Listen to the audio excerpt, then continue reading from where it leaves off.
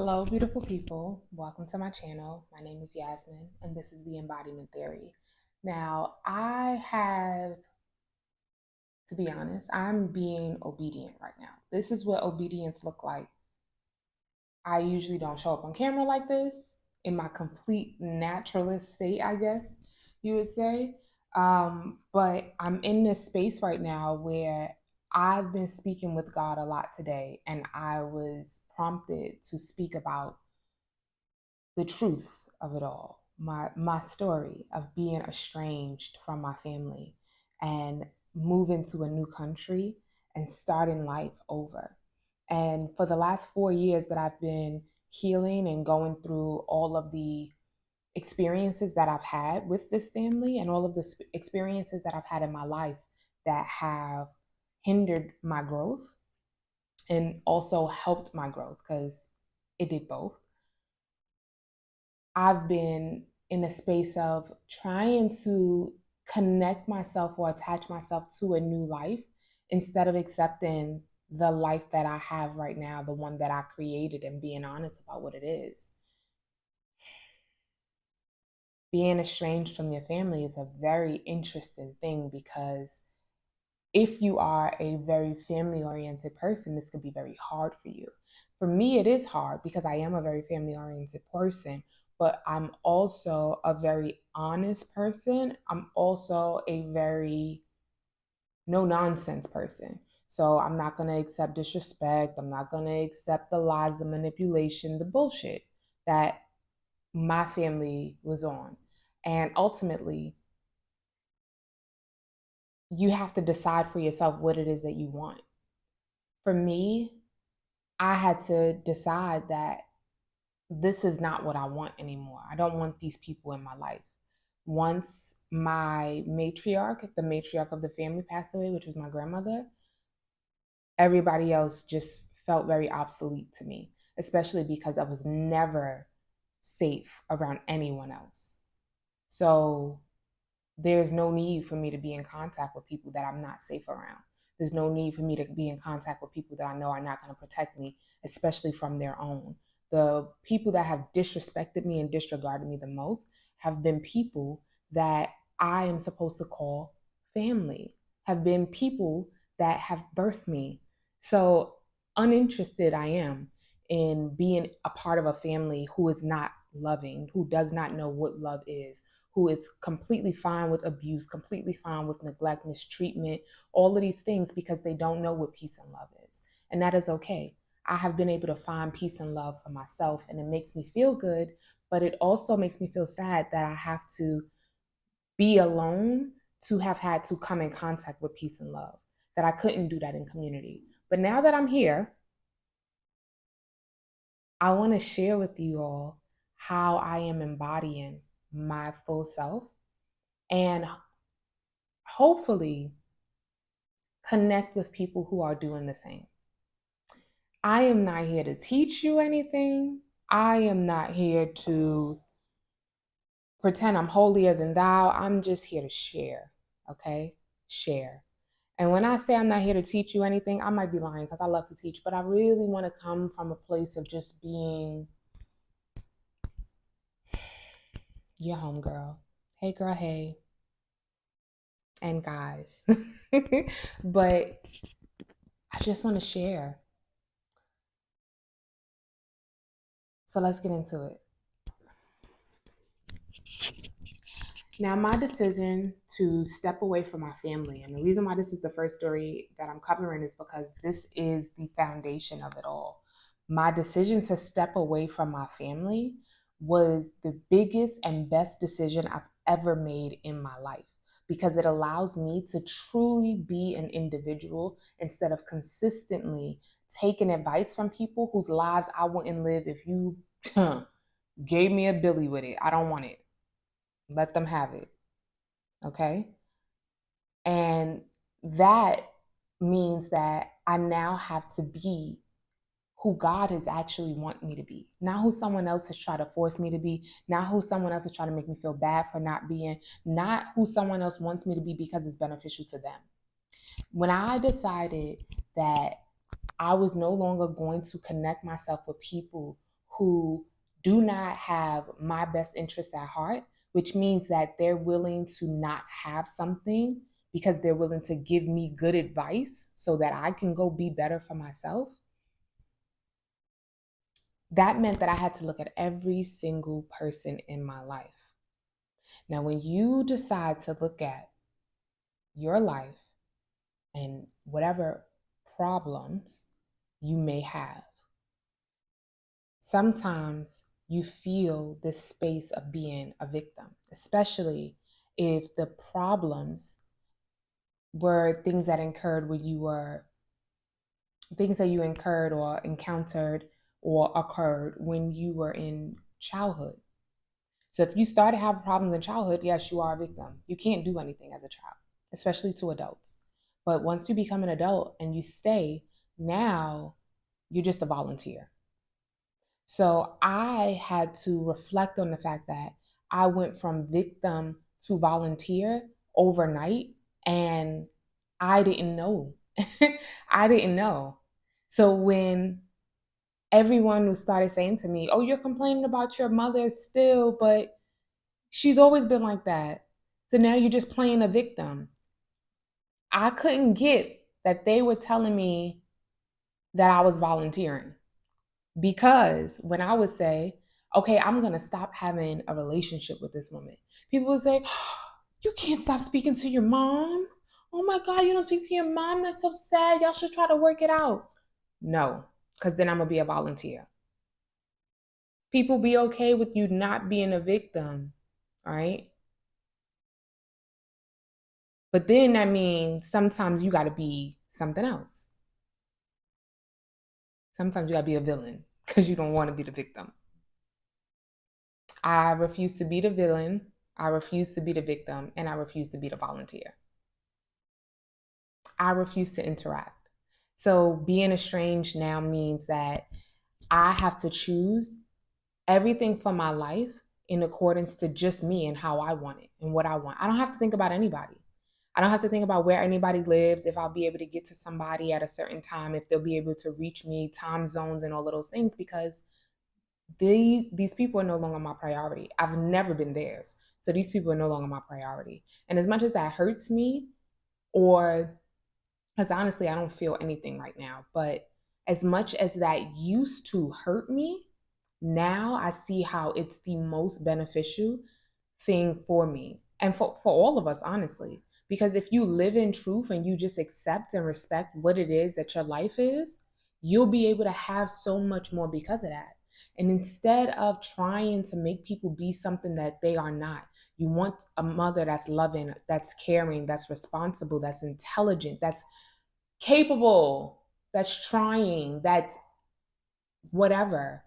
You want a father that's whatever. You want whatever. You may just need to focus on that within yourself.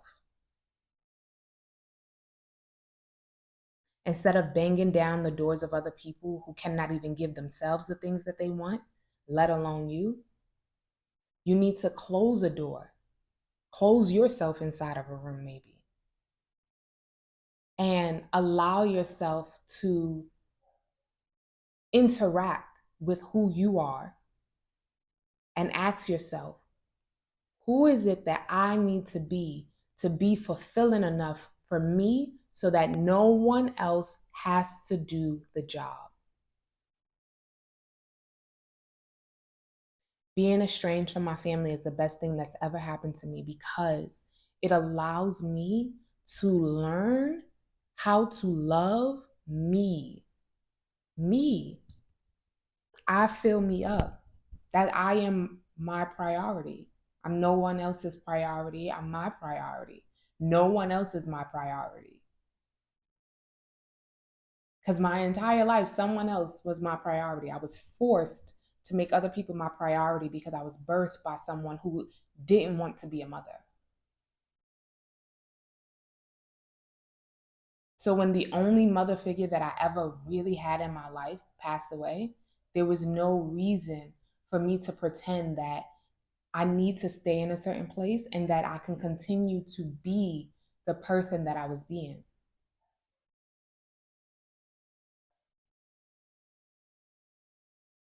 I had to grow this huge shield around me. I had to be a meaner, bitter, rude individual for me to survive growing up. There's a lot of words that I want to use, but I don't feel like it. Taking myself away from people who I know don't love me because they don't love themselves means that I can now be myself. Who are you when you're not around people who try to make you feel like shit because they feel like shit? Who are you? I've had to learn that. How do you eat when you feel good in your body? Do you feel good in your body? How do you feel in your body? I've learned so much about myself since separating from other people and isolating myself. And I know that sometimes it makes me feel like, wow, my life is really lonely, or I'm really alone. Is it going to be like this forever? But today, many days, but today, when I heard God say, it's time for you to speak about being estranged and creating life from here, I knew that there was no reason for me to ever get back on social media and try to mask again. There was no reason for me to ever mask again to anybody, to my friends, to new people that I'm meeting, to people that was once getting to know me who want to try to get to know me again that I may have known for a long time, associates, I would say. To anybody. To anybody. I don't have to overshare, but I also don't have to pretend that I'm something that I'm not. I don't have to pretend when I don't want to have the conversation. I don't have to pretend when I don't want to go to the place. I don't have to pretend when I don't want to do a thing. I took back my life and I let go of people who tried to create me to be a certain thing for them. You're only worthy of love if you are a certain thing to somebody, and that ain't love at all. And now that I live for myself, now that I'm finally ready to expand, I just heard Mariah Carey, spread your wings and prepare to fly.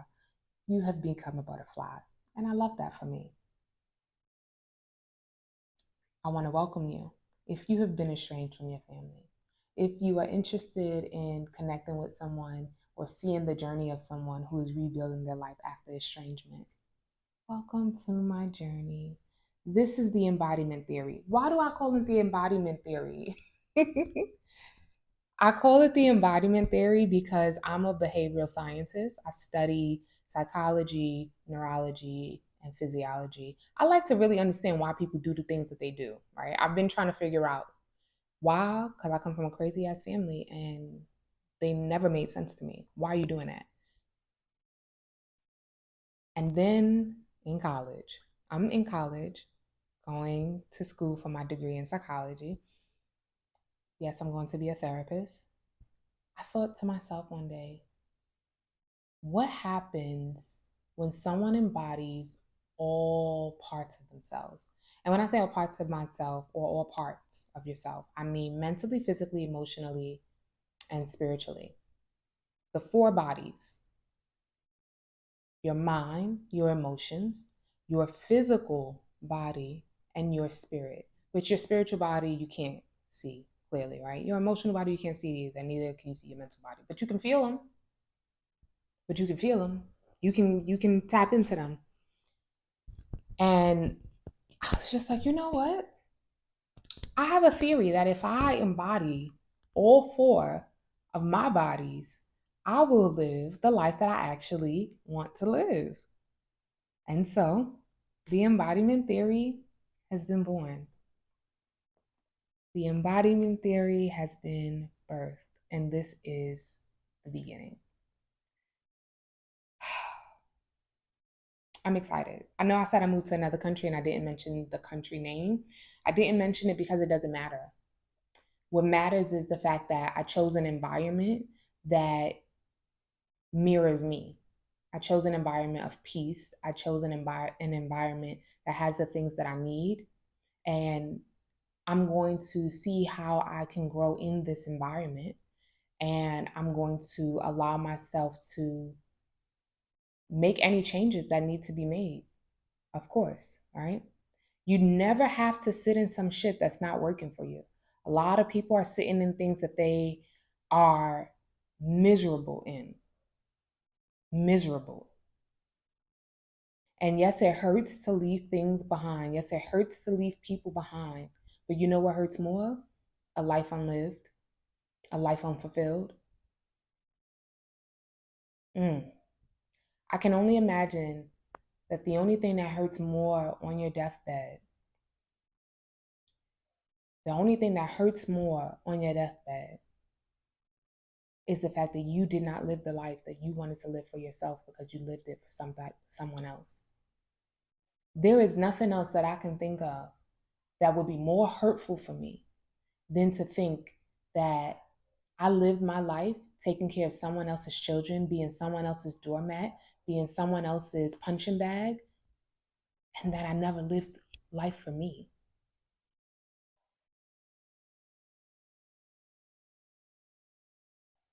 I wouldn't say that's my biggest fear, but I would definitely say that's something that I will never have to say I lived. This is for me. So if you're tuned in, I hope it's for you. I hope that it's for you to get everything that you need out of it.